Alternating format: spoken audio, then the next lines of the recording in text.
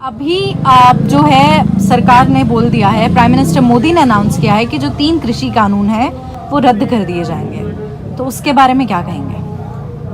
उसके बारे में ये कहना है कि जो 3 बिल है वो तो रद्द कर दिए। जितनी देर तक हमारे जो कोई भी चीज़ है उसका पूरा जो कम से कम रेट होता है, फिक्स रेट, जो उसकी लागत होती है, फसल की जो डीजल के खर्चे होते हैं, लेबर होती है, जो लुहाई ढुहाई के सब खर्चे होते हैं, जितनी देर तक वो किसान को नहीं मिलती उतनी देर तक किसान का घाटे में जाता है। जैसे कितने हमारे किसान जो आप रोज न्यूज़ में भी देखते हैं, अखबारों में भी देखते हैं कि इतने ज़्यादा किसान हैं सुसाइड करके। जैसे कई तो ऐसे हैं, कई परिवार पूरे के पूरे, पहले एक ने सुसाइड किया, फिर दूसरे ने, तीसरे ने, ऐसे कई तो पूरे 10-10 परिवार के मेंबर जेड़े या सुसाइड करके। इसलिए जो MSP है वो होना ज़रूरी है। एक तो MSP है जो किसान मांग कर रहे हैं। ये लड़ाई जड़ी है अकेली किसानों की लड़ाई नहीं है, ये लड़ाई पूरे जो भी जनता है, पूरी मतलब भारत के जो नागरिक हैं उनकी लड़ाई है। किसान तो सिर्फ सभी नागरिकों की लड़ाई लड़ रहा है। अनाउंसमेंट तो सही है, अगर जो अगले आने वाले फैसले हैं वो तो उन्होंने 3 जो कानून रद्द कर दिए वो तो ठीक है।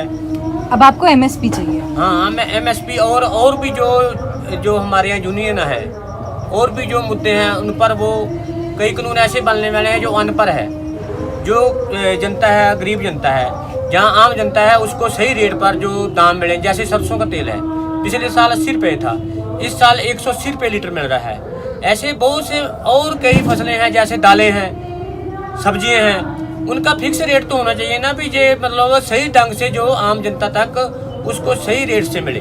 कई जो छोटा वर्ग है वो तो इतने दाम हो जाते हैं कि छोटा वर्ग जरा भूखा सोता है, उसको पेट पर खाना भी नहीं मिलता। सर आपका क्या कहना है? मेरा भी जो इन्होंने कहा है इसके साथ ही संबंध है कि जैसे MSP सबसे ज़्यादा ज़रूरी है। तो बिल तो उन्होंने रद्द कर भी दिए, मान भी लिया कि कुछ दिनों बाद उसका जो कानूनी प्रक्रिया है वो हो जाएगी पूरी। ज़्यादा जो जोर किसान दे रहे हैं MSP पे दे रहे हैं, ये ज़रूरी भी है। मिनिमम सपोर्ट प्राइस, कम से कम न्यूनतम मूल्य, समर्थन मूल्य, कि किसान को पता हो कि मैं जो फसल बो रहा हूँ इसका मुझे इतना रेट मिलेगा, इस पर मेरा इतना खर्चा हो गया और इतना मुझे बचत होगी। क्योंकि जब उसको पता ही नहीं होगा कि मुझे बचत क्या होगी और मैं खर्चा कितना कर रहा हूँ, तो वो किसान घाटे में ही जाएगा। देश का किसान ही रीढ़ की हड्डी है और सरकार को चाहिए कि कुछ ऐसे उपकरण पैदा करे जिससे कि सारी फसलों पर MSP भी दी जा सके और सरकार को मुश्किल भी ना हो। वो बड़े बड़े हर जिले में प्रोजेक्ट लगाए, खुद सामान तैयार करे। जैसे प्राइवेट कंपनियाँ वो यहाँ आकर के मोटी कमाई कर लेती हैं, सरकार ही क्यों नहीं लगाती यहाँ पे प्रोजेक्ट, और उसमें लेबर से लेकर इंजीनियर तक सब लोग उसमें समा जाएंगे, उनको काम मिल जाएगा, घर घर नौकरी मिल जाएगी और लोगों को जो देश की जो स्थिति है वो ठीक हो जाएगी। और हमारा ये मानना और इस पर हम सलाह देना चाहते हैं कि MSP कोई बड़ी बात नहीं सरकार के लिए।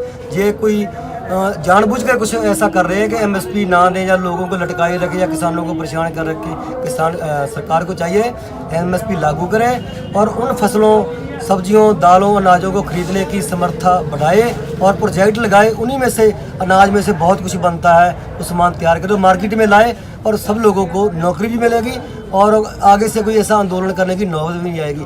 अगर ऐसा नहीं करेगी सरकार तो आंदोलन पे आंदोलन होते रहेंगे। सर MSP पे लीगल कवर मांग रहे हैं आप, लेकिन अगर MSP पे लीगल कवर मिलता है तो ट्रेडर्स की जेबों पे जो है वो भार पड़ेगा, और अगर ट्रेडर्स की जेबों पे भार पड़ेगा तो अल्टीमेटली कॉमन मैन की जो है जेब पे भार पड़ेगा। उसके बारे में क्या कुछ सोचा है आपने?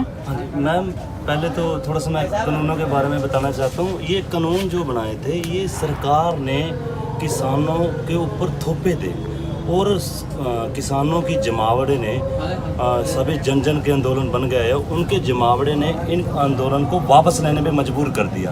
तो जो किसानों की डिमांड है वो डिमांड है कि ज़्यादा से ज़्यादा जो MSP मिनिमम सपोर्ट प्राइस है वो मिले और जो खुशहाली है वो खुशहाली किसानों के जहन में, किसानों के घरों में जाए।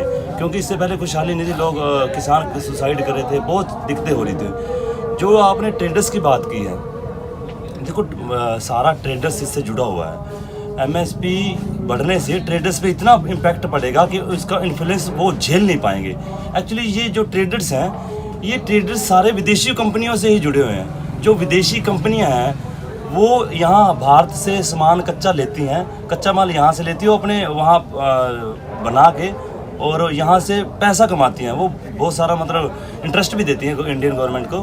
पर उससे भी ज़्यादा बड़ी बात यह है कि वो यहाँ से बहुत सारा धन यहाँ से कमा के ले जाते हैं। तो जो वो सारा धन है जो बाहर जाता है हमारे भारत का, बाहर विदेशों में जो इकोनॉमी को ढीला कर रहा है, इकोनॉमी मजबूत होने के बजाय कमज़ोर हो रही है, वो वापस यहाँ के लोग सक्षम होंगे और यहाँ के लोग अपने हाथ से काम करेंगे और वो मजबूत स्थिति में भारत की अर्थव्यवस्था को लेके आए।